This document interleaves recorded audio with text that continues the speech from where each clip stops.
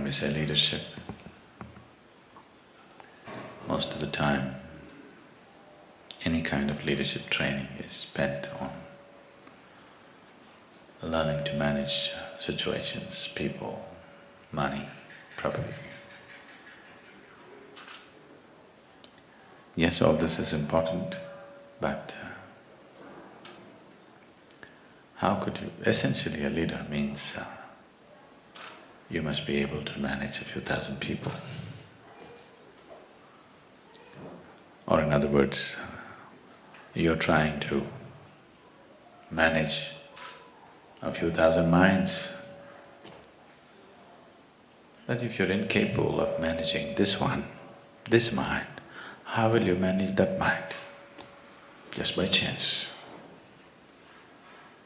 When you're managing situations by chance, you'll be always freaked. Anxiety and leadership has become synonymous today because you're managing people by chance. If you cannot manage this one, managing that one is definitely by chance. So one of the most significant aspects of leadership has been generally ignored, or people have acquired this out of their own natural capabilities. When you do things accidentally, being anxious is very natural.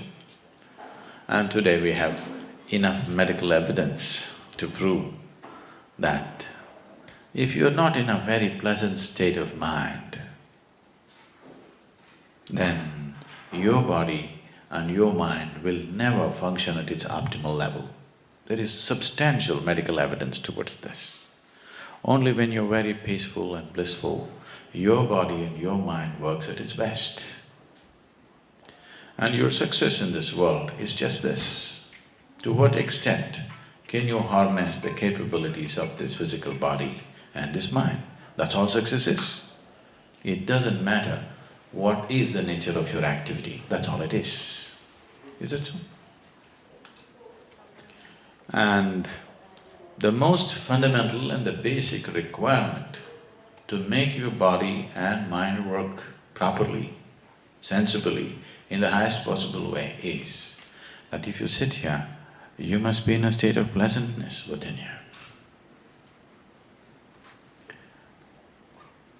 If I ask you this simple question, how many of you in these many years of living have had a 24-hour stretch, that is one single full day, where you did not have a single moment of irritation, agitation, anger, anxiety, stress, nothing. You just passed through it blissfully. How many? Very few people can say yes to this. Not just here, in the whole world, unfortunately. In all these years of living, not even a single day happened the way you want it. Not outside, within yourself. If your body and your mind took instructions from you, how would you keep it? Pleasant or unpleasant? Let me know your choices. How would you keep it? For yourself I'm saying, I'm not talking about your neighbor. You may have other intentions for him, but for this one, pleasantness, isn't it so? Yes or no? So if 124 hours did not pass in utter pleasantness, obviously your body and your mind are not taking instructions from you. Any instrument is truly useful to you only if it takes instructions from you, isn't it? Right now I'm using this microphone, this public address, it's very useful to me because it's amplifying whatever I say. Suppose it starts saying its own things, I better not be here, isn't it? Yes? Your mind and your body should do what you want it to do. And if it is doing what you want it to do, I'm 100% sure you will keep yourself in utmost blissfulness. Can I trust you on this? Can I trust you on this one thing? That if your mind was taking instructions from you, you would keep yourself blissful every moment of your life. If that's not happening, Obviously, it's not taking instructions. And there is enough scientific evidence to prove today that only when you're blissful, your mind and body does their best. I would say most human beings are functioning at 15 to 20% of their natural capabilities. If they could sit here in a sustained levels of pleasantness, you would see for 1 week, if you simply sit here, simply blissful, in 1 week you would be 100 or 200% more intelligent and sharp than the way you are right now. I'll assure you this, I can prove this to you, if you give me that 1 week. 1 week, you just stay simply pleasant and wonderful. I think these days you're trying to do that by taking a vacation, isn't it? Yes? Have you noticed? You went out and you had a good time and you were pleasant and you came back, you seem to function so much better. But if vacation is the only pleasant time in our life, obviously we're not going to be very productive, isn't it? If we do not know how to make our work hours very pleasant, we obviously not going to be very pleasant or very productive in our lives. So as there is a science and technology to create external well-being, there is a whole science and technology to create inner well-being.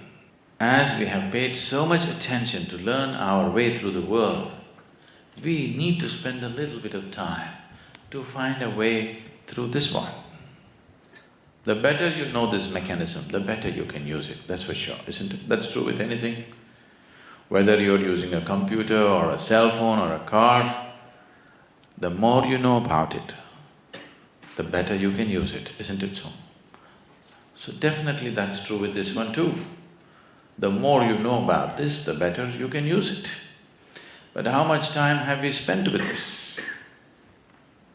When I say this, I'm not talking about you going and reading a book on psychology or on your physiology, no. What you call as my body and what you call as my mind, both these things you acquired over a period of time. When you were born, you came with such a small body, isn't it? Slowly you accumulated this. What you accumulate can be yours, can never be you. Yes? I'm not disputing whether it's yours or not for now. But what you accumulate can be yours. Can it be you? Whatever you accumulate can be yours, but can never become you, isn't it? If you start thinking yourself to be something other than what you really are, there are bad medical terms for this, I will not go into that. 2 cows were grazing upon an English meadow. They were English cows. And one of the cows said, "What is your opinion on the mad cow disease?"